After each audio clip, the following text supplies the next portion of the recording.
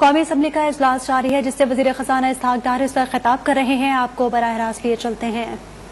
Progressive Science and Technologies Miran Shah Bill 2023. The bill as moved stands introduced. جناب senator Muhammad Ishaq Dar minister for finance and revenue تو item number 3 کے حوالے سے آپ اس پہ ذرا جی بہت شکریہ جناب اسپیکر. اس سے پہلے یہ بات کر لیں پھر آپ بات کریں گے. آج کے سپلیمنٹری فائنانس بل کے موضوع پر اس معزز ایوان کو اعتماد میں لوں. میں آپ کی اجازت سے ماضی قریب کے معاشی تاریخ کا ایک مختصر جائزہ پیش کرنا چاہوں گا. جناب اسپیکر، مسلم لیگ نون کے 5 سالہ دور میں مجموعی قومی پیداوار کے حجم میں یعنی جی ڈی پی میں 112 ارب ڈالر کا اضافہ ہوا، جبکہ آنے والی حکومت ایک سیکنڈ ڈار صاحب، جناب قمرالزمان خائرہ صاحب آپ ہیں ہاؤس میں؟ شازیہ مری صاحبہ دیکھیں پریس کیوں واک آؤٹ کر رہا ہے تو ذرا جا کر ان سے بات کیجئے. جی جناب اسحاق ڈار صاحب. جبکہ پی ٹی آئی کے 4 سالہ دور حکومت میں ناقص معاشی پالیسیوں کے نتیجے میں صرف 26 ارب ڈالر کا جی ڈی پی میں اضافہ ہو سکا. 112 ارب ڈالر کے اضافے کا موازنہ صرف 26 ارب ڈالر کے اضافے سے آپ خود کر سکتے ہیں. جناب اسپیکر، جب 2013 میں پی ایم ایل این نے میاں نواز شریف صاحب کی وزارت عظمیٰ میں حکومت کی باغ دوڑ سنبھالی، تب پاکستان میں فی کس آمدنی 1399 ڈالر تھی، 1389. اس میں مضبوط معاشی پالیسیوں اور ہمارے قائد میاں نواز شریف کے وژن کے بدولت یہ 379 ڈالر کے واضح اضافے کے ساتھ 1768 ڈالر تک پہنچ گئی. آنے والی حکومت اپنی سطحی قسم کے اقدامات کی وجہ سے صرف 4 سال کے عرصے میں 30 ڈالر کا اضافہ کر کے اس آمدنی کو 1798 ڈالر پر لے کے جا سکی. جناب اسپیکر، پاکستان اسٹاک ایکسچینج جس کی مارکیٹ کیپٹلائزیشن 2018 میں 100 ارب ڈالر کے قریب تھی، جو کہ پاکستان پر سرمایہ داروں کے اعتماد کو ظاہر کرتی تھی، اس کو پی ٹی آئی کی حکومت نے 26 ارب ڈالر پر لا کھڑا کیا. یہ کمی سرمایہ داروں کے پی ٹی آئی حکومت پر عدم اعتماد کو ظاہر کرتا ہے. جناب speaker, P M L N کی حکومت ہمیشہ سے ملکی قرضوں میں کم سے کم اضافے کی کوشش کرتی ہے، لیکن 2018 میں جب پی ٹی آئی کی حکومت آئی تو قرضوں کا حجم پاکستان کا مجموعی قرضوں کا حجم 1947 سے 2018 تک 24,953 ارب تھا، جو کہ پی ٹی آئی کے 4 سالہ حکومت میں بڑھ کر 44,383 ارب ہو گیا. یہ قرضوں کا حجم جو کہ 2018 میں جی ڈی پی کا 63.7% تھا، جناب اسپیکر وہ بڑھ کر 2022 میں 73.5% ہو گیا. اس کے نتیجے میں ہماری سالانہ ڈیٹ سروسنگ اس مالی سال میں بدقسمتی سے 5,000 ارب روپے سے تجاوز کر جائے گی. جناب اسپیکر، 2013 سے 2018 کے دوران سسٹینیبل ہائی گروتھ کے نتیجے میں پاکستان کی معیشت دنیا میں 24ویں نمبر پر آ گئی تھی. دنیا کے معتبر ادارے پاکستان کی ترقی کے معترف تھے. جاپان کے معروف ادارے جیٹرو نے فورن ڈائریکٹ انویسٹمنٹ کے حوالے سے پاکستان کو دنیا کا دوسرا پسندیدہ ترین ملک قرار دیا تھا. اس طرح پاکستان اسٹاک ایکسچینج جنوبی ایشیا میں نمبر 1 پر تھی. جناب اسپیکر، معزز اراکین کو یاد ہوگا 2017-18 میں معیشت کی شرح نمو 6% سے تجاوز کر چکی تھی. افراد زر کی شرح 5% تھی، یعنی مہنگائی انفلیشن جو آج ہم دیکھ رہے ہیں. کھانے پینے کی اشیاء کی مہنگائی صرف اوسطاً 2% تھی. ان حالات میں ایک اچانک غیر سیاسی تبدیلی اس ملک میں لائی گئی، جس نے ایک کامیاب اور بھرپور مینڈیٹ کی حامل حکومت کو اپاہج کر کے رکھ دیا. 2018 کے الیکشن میں ایک سلیکٹڈ حکومت وجود میں آئی. اس سلیکٹڈ حکومت کی معاشی ناکامیوں پر اتنا ہی میں کہنا کافی سمجھوں گا کہ ملک دنیا کی جو 24ویں معیشت بن چکا تھا وہ 2022 میں گر کر دنیا کی 47ویں معیشت بن گیا. This is, جناب speaker, this is the gist of 4-year performance from 24th world global economy to 47th global economy. اور پاکستان کے حوالے سے یہ کہا جا رہا تھا کہ پاکستان G20 جو دنیا کی پریمیئر کلب ہے, معاشی کلب ہے دنیا کی, اس میں شامل ہوگا چند سال کے بعد. کاش کہ ہم اسی پروگرس کو آگے لے کے جاتے, جو بھی تبدیلی آتی جمہوری اس کے ساتھ, تو آج شاید ہم دنیا کی G20 میں شامل ہونے کے قریب ہوتے. لیکن بدقسمتی سے 2022 میں ہم دنیا کی 47th اکانومی بن چکے ہیں. جناب اسپیکر, میں اس معزز ایوان کے توسط سے یہ مطالبہ کرتا ہوں کہ اس معاشی تنزلی کی وجوہات جاننے کے لیے ایک قومی کمیشن تشکیل دیا جائے جو اس طے تک پہنچے کہ ملکی مفاد کے خلاف یہ سازش کیسے اور کس نے کی, اور جس کے نتیجے میں آج ہماری پوری قوم بھاری قیمت ادا کر رہی ہے.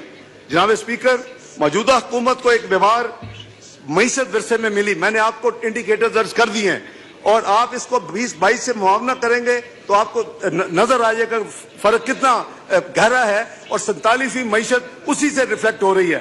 تو جناب اسپیکر, مالیاتی خسارہ پچھلے سال جب حکومت میں تبدیلی آئی تو اس وقت موجودہ دور کی بلند ترین شرح پر تھا, جو کہ 7.9% پر تھا.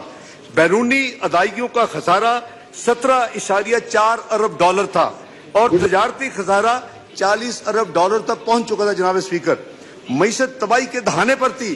ہم نے 2018 تک معیشت کو مضبوط معاشی بنیادوں پر کھڑا کیا تھا. ہمارے پیش رو نے اسے برباد کر رکھ دیا. جناب اسپیکر, موجودہ حکومت کو آئے ہوئے ابھی چند ماہ گزرے تھے اور معیشت کو سنبھالا دیا جا رہا تھا کہ تاریخی سیلاب کی ناگہانی آفت نے پوری قوم کو اپنے لپیٹ میں لے لیا. اس کی شدت کا اندازہ اس بات سے لگایا جا سکتا ہے جناب اسپیکر کہ سیلاب سے 3 کروڑ 30 لاکھ افراد متاثر ہوئے, جس میں سے بیشتر بے گھر ہوئے, اور 1730 ہمارے بہن بھائی اپنی جانوں سے ہاتھ دھو بیٹھے. جناب اسپیکر, اس قدرتی آفت سے جو مجموعی نقصانات کا تخمینہ ہے, جو کہ world bank, Asian development bank, European union اور پاکستان میں جو منسٹری آف پلاننگ ہے اس نے اسسٹ کیا, اور اس میں UNDP بھی شامل تھا, یونائٹڈ نیشن جو کی آرگنائزیشن ہے.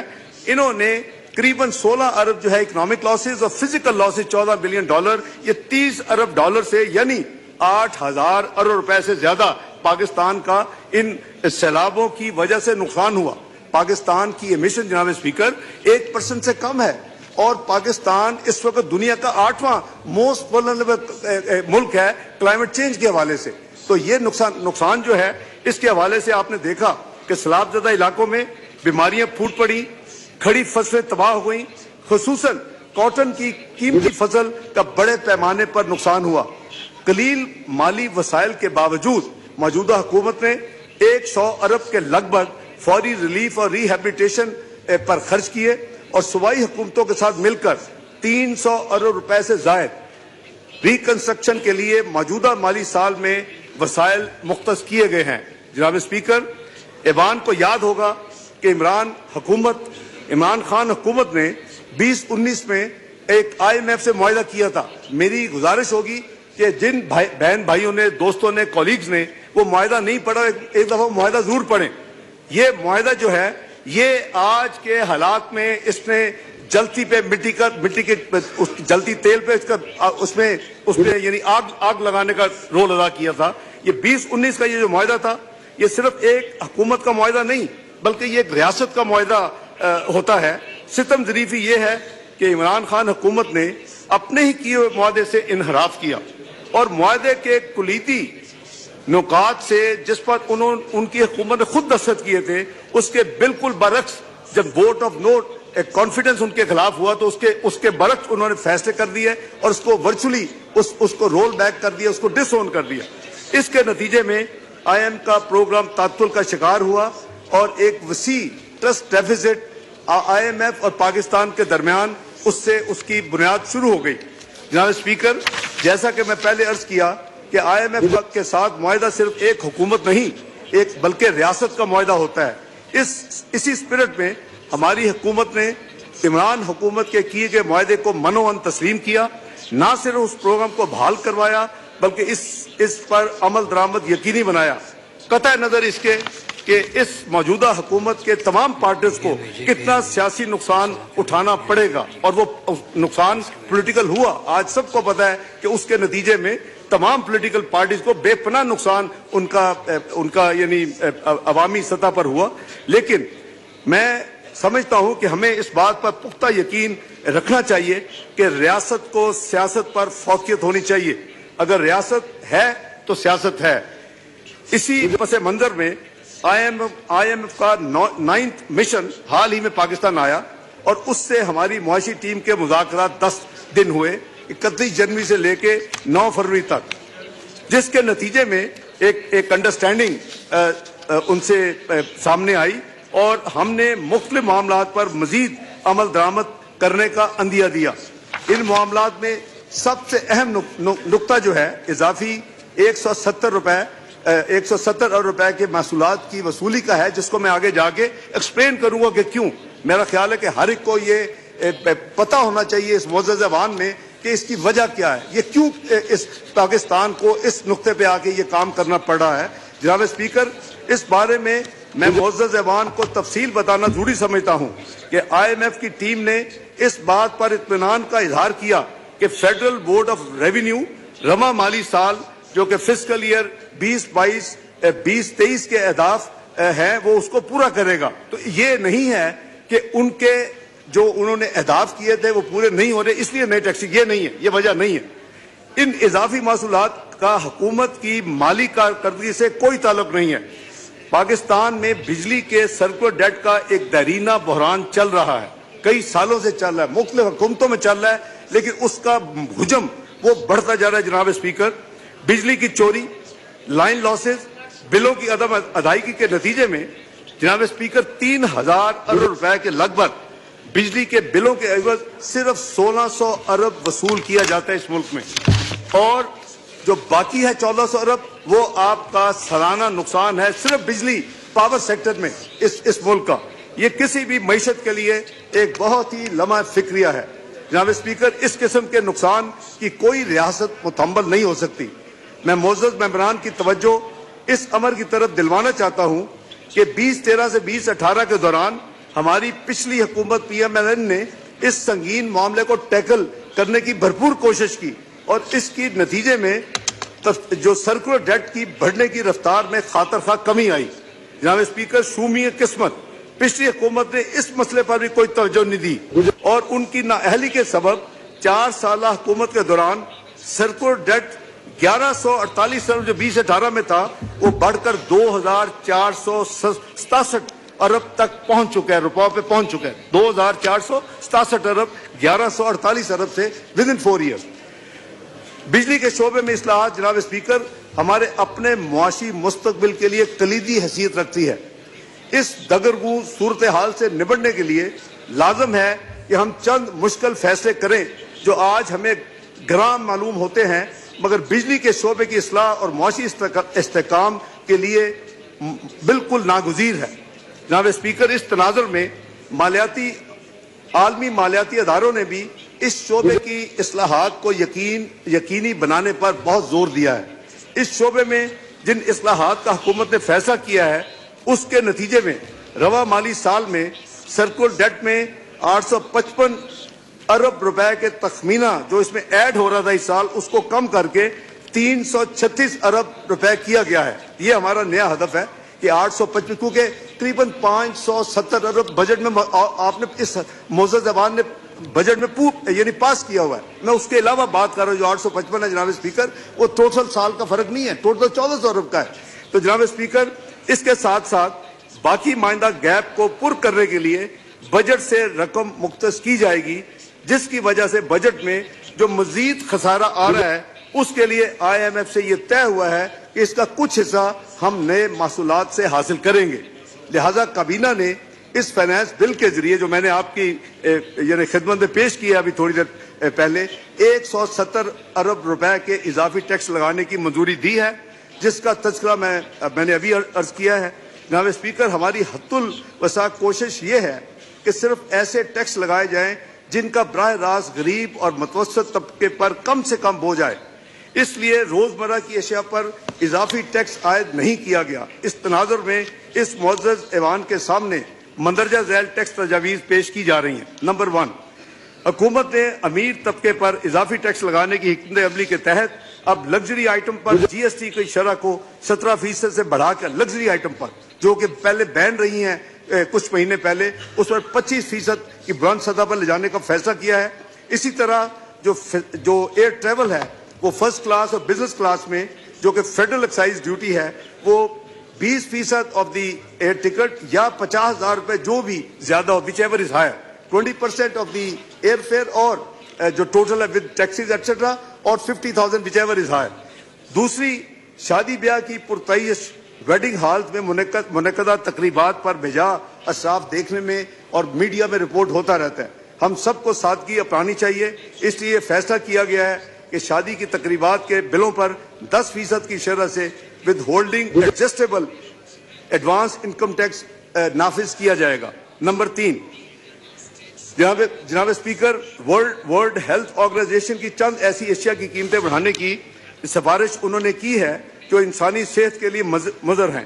اس لیے سگریٹ، ایریٹڈ اور شوگری جو ڈرنکس ہیں ان کے اوپر جو فیڈرل ایکسائز ڈیوٹی کی شرح میں اضافہ تجویز کیا جا رہا ہے. نمبر 4، سیمنٹ پر جو فیڈرل ایکسائز ڈیوٹی 1.5 روپے فی کلو گرام تھی اس کو بڑھا کر 2 روپے فی کلو گرام کرنے کی تجویز ہے اس بل میں، اور کووڈ سے پہلے بھی یہ 2 روپے فی کلو گرام ہی تھی. کووڈ کے دوران اس کو کم کیا گیا تھا. جناب اسپیکر، نمبر 5، جی ایس ٹی کی شرح کو 17% سے بڑھا کر 18% کیا جا رہا ہے. اضافی محصولات عائد کرتے ہوئے ہم نے کوشش کی ہے کہ عام استعمال کی اشیاء مثلا گندم، چاول، دودھ، دالیں، سبزیاں، پھل، مچھلی، انڈوں اور کھلے گوشت اور مرغی پر یہ اضافی ٹیکس عائد نہ کیا جائے. جناب اسپیکر، موجودہ حکومت کو اس بات کا احساس ہے کہ مہنگائی نے غریب ہمارے بہن بھائیوں کی مشکلات میں اضافہ کیا ہے. اس بات کو مد نظر رکھتے ہوئے حکومت نے فیصلہ کیا ہے کہ بے نظیر انکم سپورٹ پروگرام سے مستفید ہونے والے افراد کے ماہانہ وظیفے میں اضافہ کیا جائے اور اس کے لیے 40 ارب روپے مزید مختص کیے جا رہے ہیں. یعنی 360 ارب کا جو اس معزز ایوان نے بی آئی ایس پی کے لیے بجٹ منظور کیا تھا اس کو بڑھا کر 400 ارب کیا جا رہا ہے. ایک طرف 170 ارب کے جو ٹیکسز تو ضرور لگ رہے ہیں لیکن 40 ارب جو ہے وہ یعنی جو موسٹ ڈیزرونگ آپ کے ایک ٹرانسپیرنٹ سسٹم کے تحت جن کو امداد حکومت دیتی ہے جو اس کا فرض ہے اس کو 40 ارب بڑھا کر اپنا 400 ارب کیا جا رہا ہے. میں اس معزز ایوان کو اس بات پر بھی اعتماد میں لینا چاہتا ہوں کہ وزیر اعظم پاکستان میاں شہباز شریف صاحب نے یہ فیصلہ کیا ہے کہ وہ اور ان کی کابینہ سادگی اپنائے گی اور عوام کو ایسا کرنے کی تلقین کرے گی. اس سلسلہ میں وزیر اعظم پاکستان جناب محمد شہباز شریف عنقریب قوم کو اعتماد میں لیں گے. جناب اسپیکر، اب تک تو میں نے معیشت کے بگاڑ کو درست کرنے کے لیے اقدامات بتا رہا تھا جس سے سلیکٹڈ حکومت کی ناتجربہ کار ٹیم کی پیدا کردہ خرابیاں دور ہوں گی. اب میں ان بنیادی اصلاحات کا ذکر کرنا چاہوں گا جس کے ذریعے معیشت میں استحکام آئے گا. ان پر عمل کرتے ہوئے ہم سب مل کر انشاءاللہ جو ہمیں شروع میں مشکلات آئیں گی اللہ تعالیٰ پہ بھروسہ ہے ماضی کی طرح کہ آہستہ آہستہ ہم ترقی کا عمل دوبارہ بحال ہوگا. جناب اسپیکر، قیمتوں میں استحکام ہمارے میجر سے آئے گا، لوگوں کی آمدن میں انشاءاللہ اضافہ ہوگا. اس دوران ہماری جی ڈی پی بھی بہتر ہوگی اور دنیا لیکن اس کے لیے ہم سب کو مل کر جو قربانی دینی ہوگی، جو معیار اڈاپٹ کرنے ہوں گے وہ ہم سب کا فرض ہے. وزیر اعظم خود بچت کریں گے اور کابینہ اپنے اخراجات کم کرے گی. شروع میں معیشت کی شرح نمو سست رو ہوگی لیکن رفتہ رفتہ پیداوار میں اضافہ ہوگا. زراعت، ایگریکلچر، انڈسٹری اور انفارمیشن ٹیکنالوجی کے شعبہ جات میں ترقی کے ذریعے جی ڈی پی گروتھ کو اگلے مالی سال میں 4% سے انشاءاللہ دوبارہ تجاوز کریں گے. جناب اسپیکر، پاکستان کی معیشت 2 بڑے مسائل سے اس کو دوچار ہیں، ایک فسکل ڈیفیسٹ اور دوسرا کرنٹ اکاؤنٹ ڈیفیسٹ. ہم ان دونوں ڈیفیسٹ یعنی خساروں کو کم اور کنٹرول کرنے کے پروگرام پر عمل پیرا ہیں. آئی ایم ایف کے پروگرام کے ذریعے ہمارے زر مبادلہ کے ذخائر میں انشاءاللہ اضافہ ہوگا. روپے کی اسٹیبلٹی اس میں آئے گی، اس کی قدر بہتر، اس میں استحکام ہوگا. ہماری جو ایکسپورٹس ہیں اور ریمیٹنس ہیں انشاءاللہ وہ اس میں بھی بہتری آئے گی اور مزید جو اس وقت جو ہماری LCs کے نہ کھلنے کے جو مسائل ہیں وہ بھی انشاءاللہ دور ہوں گے. ہماری ملک کی ایکسپورٹس کا ایک خطیر حصہ درآمدی خام مال پر منحصر ہے. LCs کے معاملہ میں آسانی سے برآمدات میں بھی اضافہ ہوگا.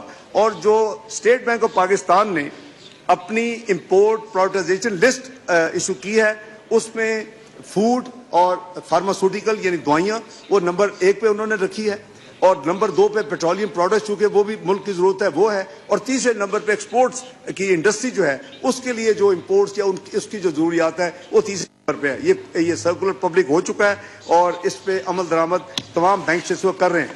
جناب اسپیکر, جہاں تک مالی خسارے کا تعلق ہے یہ امر تسلی بخش ہے کہ فیڈرل بورڈ آف ریونیو اس سال اپنے محصولات کے ہدف کو انشاءاللہ آسان طریقے سے پورا کرے گا, اور محصولات اس جو فائنانس بل میں جو ایڈ کیے گئے ہیں وہ آپ نے جو ان کا اوریجنل بجٹ اپروو کیا تھا, ان کو جو ٹارگٹ دیا تھا, جو ان کو ہدف دیا تھا, یہ 170 اس میں ایڈ ہوگا, اور اللہ نے چاہا تو انشاءاللہ وہ اس کو اچیو کریں گے اور پورا کریں گے. اور جو وہ اضافی رقم یہ ہوگی اس سے ہمارا جو فسکل ڈیفیسٹ یا جو مالی خسارہ ہے اس میں ڈائریکٹ کمی آئے گی. جناب اسپیکر, پہلے بیان کیے گئے میکرو اکنامک انیشیٹوز کے علاوہ سیکٹورل اصلاحات پر بھی کام کیا جا رہا ہے. زراعت کم سے کم عرصے میں معیشت پر ایک صحت مند اثر لا سکتی ہے. اس سلسلہ میں وزیر اعظم پاکستان میاں محمد شہباز شریف نے تقریباً 2000 ارب روپے کے کسان پیکج کا حال ہی میں اعلان کیا ہے.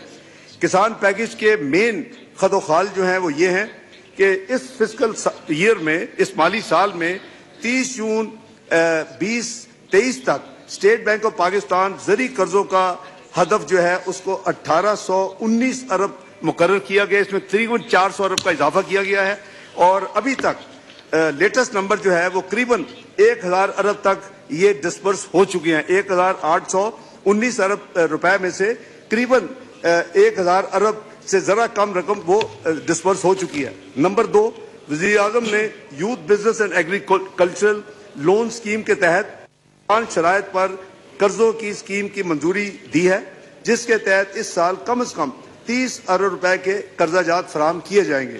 نمبر 3, زرعی مشینری کی فراہمی کے لیے 6.4 ارب کی سبسڈی مختص کی گئی ہے. اس اسکیم کے تحت کسانوں کو ٹریکٹرز, تھریشرز, ہارویسٹرز وغیرہ کے آسان قرضے سستے شرح کے اوپر مہیا کیے جائیں گے.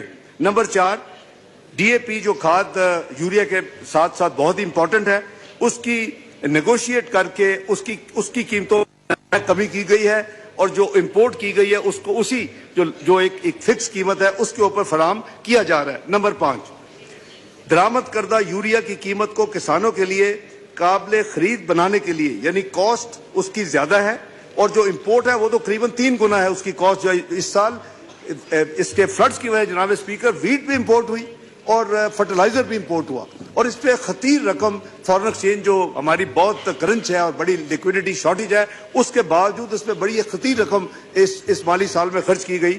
30 ارب روپے کی سبسڈی اس یعنی یوریا کی درآمد کے حوالے سے, کیونکہ وہ امپورٹ جو ہے وہ قریباً 6,500 ہزار روپے سے کے قریب ہے, جو لوکل یوریا ہے وہ قریباً کرنٹلی جو پرائس ہے قریباً 2350 ہے. تو وہ یہ تو آپ نہیں کر سکتے کہ 2 قیمتوں پہ لوگوں کو دیں کہ یہ امپورٹڈ ہے تو مہنگا ہے یہ, تو اس کے لیے 30 ارب کی سبسڈی جو ہے وہ حکومت برداشت کرے گی. نمبر 6, جناب اسپیکر, زراعت سے منسلک چھوٹے اور درمیانے کاروباروں کو سہل بنانے کے لیے 10 ارب روپے مختص کیے گئے ہیں, یعنی ان کو اسمال اینڈ میڈیم انٹرپرائزز کی طرز پہ ایک قسم کا ان کو درجہ دیا گیا ہے تاکہ ایگریکلچر جو چھوٹے بزنس ہیں وہ اپنی نشو و نما ان کی ہو سکے.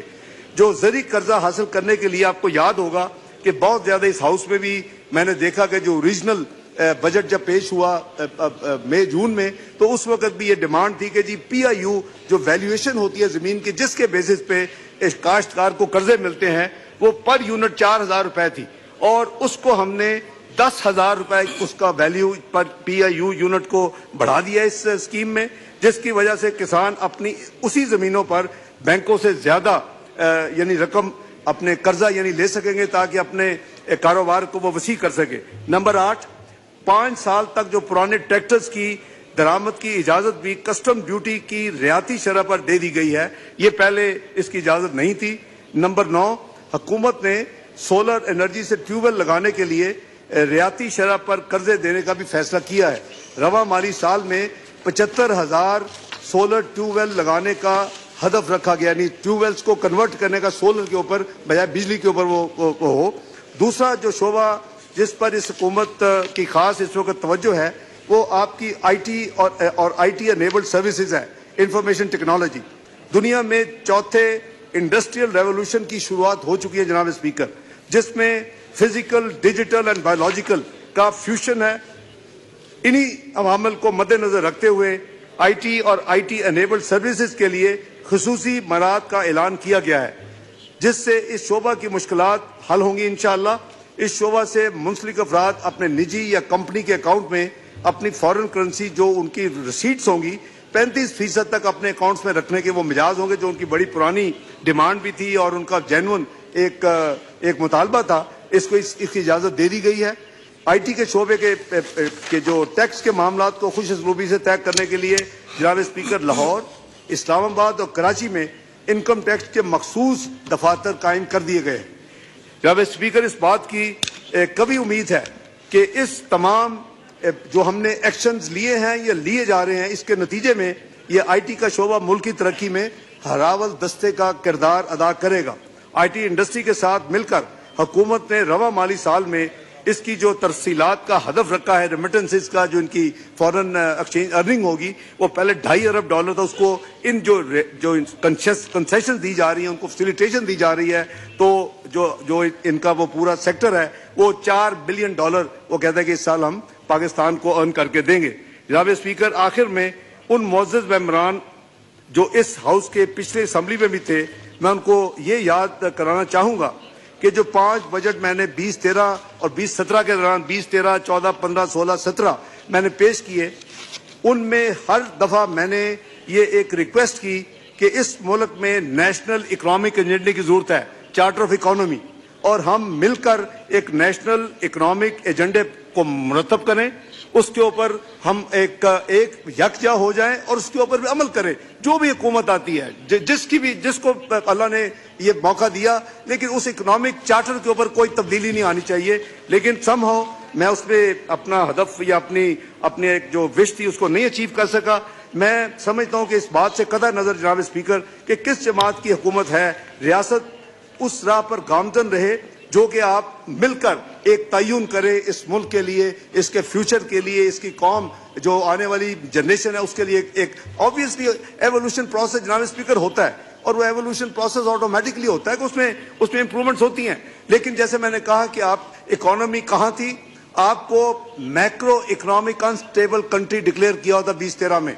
इलेक्शन से पहले जो ग्लोबल रिपोर्ट थी वो ये थी कि $1 पाकिस्तान को कोई अदारा नहीं दे रहा था, जैसे कि रिसेंट हमने देखा पाकिस्तान के साथ जो हो रहा है। ये तीसरी थी प्रेडिक्शन कि 6 से 7 महीने नो मैटर कौन सी पॉलिटिकल पार्टी जीत के आएगी उसको डिफॉल्ट डिक्लेयर करना पड़ेगा। 2013 को याद करा जनाब स्पीकर, 10 साल पुरानी बात। वो ही मुल्क हमने सब ने मिलके इसी हाउस में और दूसरे सेनेट में हमने मिलके कोशिश की, उसकी डायरेक्शन चेंज की, और वो मुल्क 3 साल में दुनिया की 24वीं मईशत बन गया। सारे दुनिया के इदारे उसकी तारीफें करते थे, सारे दुनिया के इन्वेस्टर उसकी तो देख रहे थे। लेकिन शूमिय किस्मत कि आज हम फिर गिर के 47th इकोनॉमी बन गए हैं, जो कि बहुत ही मेरे लिए मैं समझता हूं हार्ट ब्रेकिंग है। इस बात से कतई नजर कि किस जमात की हुकूमत है, मैंने जैसे अर्ज किया, रियासत उस राह पर गामजन रहे जो कि एक फ्यूचर रोड मैप आप तय्युन करें।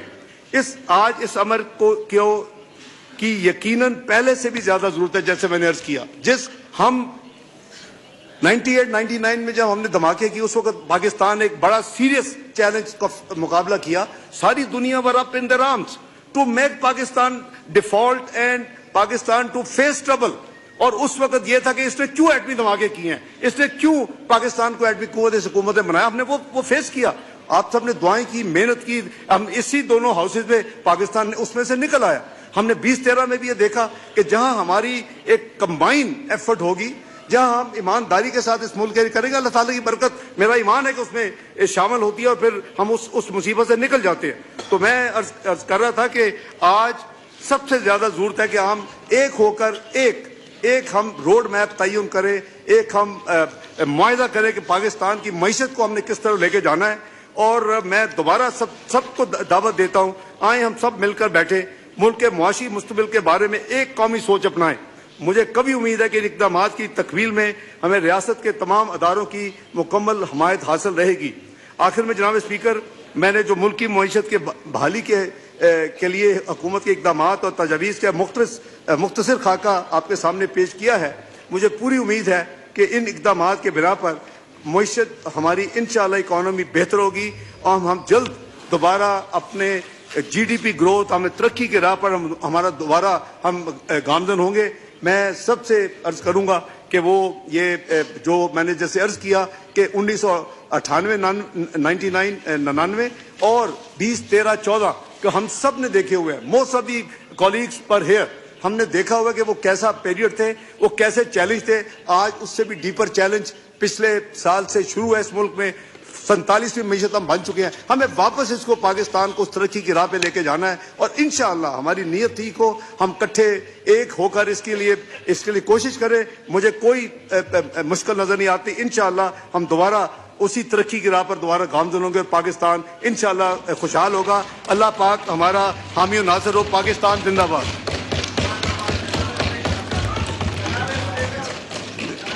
This said bill shall not be referred to the Standing Committee as provided in Rule 122 of the Rules of Procedure and Conduct of Business in the National Assembly.